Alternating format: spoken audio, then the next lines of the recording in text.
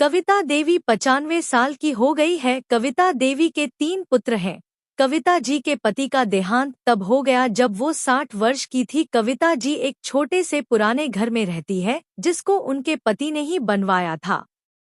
तीनों बेटे उनके साथ तो नहीं रहते, लेकिन ऐसा एक भी दिन नहीं रहता जब वो उनसे मिलने या उनकी सेवा करने नहीं आते हो। तीनों की पत्नियां भी दिन में आती है, यानी यूं ही समझ लीजिए कि उनका घर कभी खाली नहीं रहता। कोई ना कोई वहां उनकी सेवा में लगा ही रहता है। 3 बेटों ने अलग अलग अपना घर बना रखा है। सबकी अपनी पर्सनल लाइफ भी है और परेशानियां भी है। आदमी चाहे कितना भी बड़ा बन जाए, उसकी परेशानी कम नहीं होती। अमीर से अमीर और गरीब से गरीब इंसान को भी यह परेशानी होती है कि वो अमीर कैसे बना रहे। तीनों बेटों ने कई बार जिद भी की मां उनके साथ जाकर वहां रहें, लेकिन उन्होंने कहा कि वो यही रहेगी उसी घर में। उन्हें और कहीं चैन नहीं आता है। आप ऐसा बिल्कुल मत सोचिए कि यह तीनों बेटे बड़े सुपुत्र हैं, इसलिए यह अपनी मां की सेवा में लगे रहते हैं। तीनों बेटों को उनसे ज्यादा प्यार या लगाव की असली वजह कुछ और है। वजह है उनकी मां का एक बड़ा संदूक, एक बड़ा लड़की का संदूक जिस पर ताला लगा है। यह संदूक इनके जीवन में बहुत अहम भूमिका रखता है। इस संदूक के अंदर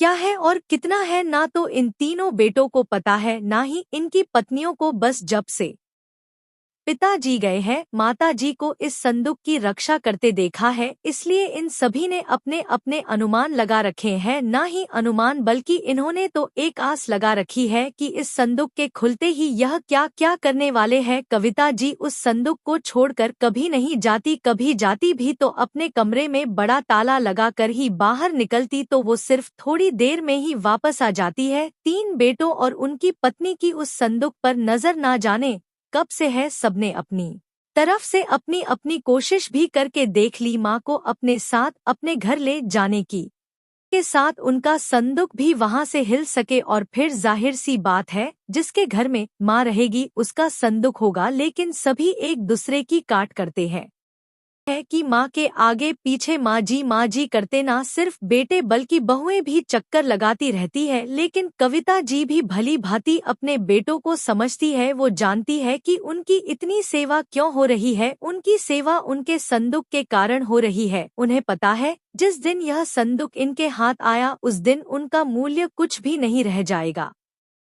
तीनों भाइयों और उनकी पत्नियों में यह बातें हैं कि माँ के पास ना सिर्फ उनका सोना है बल्कि उनकी सांस का सोना भी इसी संदूक में है।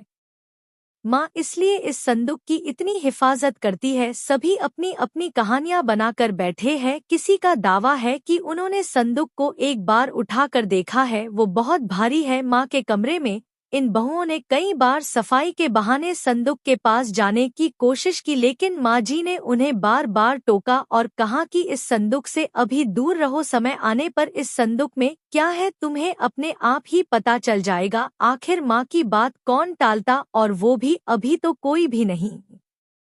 बस उस समय का इंतजार में यह सब माँ का अच्छा बेटा और अच्छी बहू बनने की कोशिश कर रहे हैं।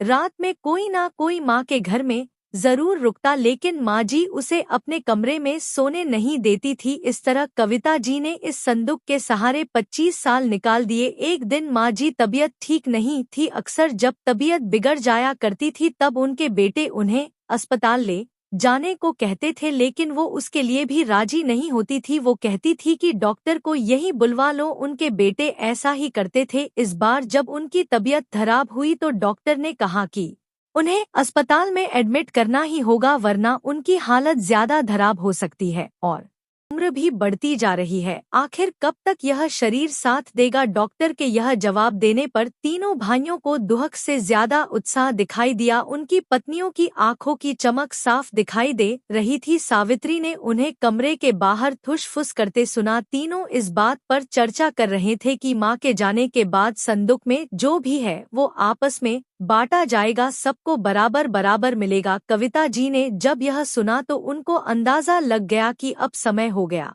है इन सबको यह बताने का कि आखिर इस संदूक में क्या है। उन्होंने आवाज लगाकर अपने तीनों बेटों और बहू को अंदर बुलाया। सबने आते ही कहा, माँ अस्पताल चलते हैं, आप वहाँ जाकर ही ठीक होगी। माँ ने कहा कि पहले वो जान लो जिसके लिए तुम सब इतने सालों से चक्कर लगा रहे हो, उसके बाद तुम्हारी मर्जी। इस संदूक में तुम तीनों के लिए मेरे पास कुछ है जो मैं तुम्हें आज देना चाहती हूँ।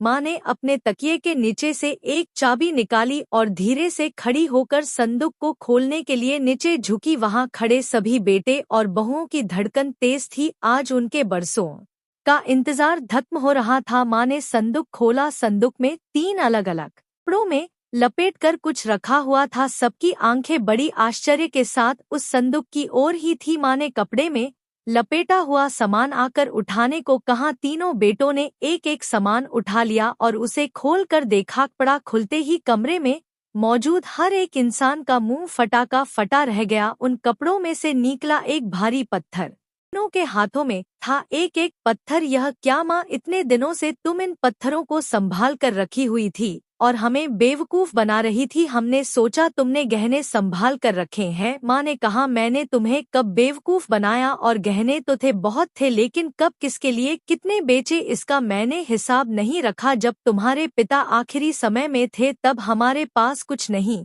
था। तुम तीनों ने शादी के बाद ऐसा मुंह फेरा। तुम्हें पता है कि किस अभाव में उनका अंतिम समय गुजरा, पर उस समय भी उन्होंने तुम्हें कुछ नहीं कहा। उन्होंने उस समय भी मेरा सोचा। उन्हें पता था कि उनके जाने के बाद उनके बेटे मेरे साथ भी यही करने वाले हैं, इसलिए उन्होंने मेरे लिए इस संदूक का उपाय खोजा। देखो कितना सही उपाय दिया था। तुम लोगों को बेवकूफ बनाना या तुम लोगों से सेवा करना उनका मकसद था ना मेरा। वो तो चाहते थे कि उनके जाने के बाद मैं अकेली ना रहूं, बेटे मेरे साथ हो, मेरी आंखों के सामने, बस यही इच्छा थी। अब मैं शायद ज्यादा ना रहूं, इसलिए मैंने तुम्हें सच बता दिया। सभी बेटे बहू अब कमरे से बड़बड़ाते हुए और गुस्से से निकले। करीब 2 घंटे तक माँ के कमरे के बाहर ही सब एक दूसरे पर अपना गुस्सा निकाल रहे थे। बहस हो रही थी कि अब माँ को अस्पताल ले जाना है कि नहीं, और ले जाएगा तो खर्चा कौन उठाएगा। मांझी अपने बिस्तर पर लेटी हुई सब सुन रही थी। आपको यह कहानी कैसी लगी हमें कमेंट कर जरूर बताएं। मिलते हैं किसी और वीडियो में, तब तक के लिए बहुत बहुत धन्यवाद।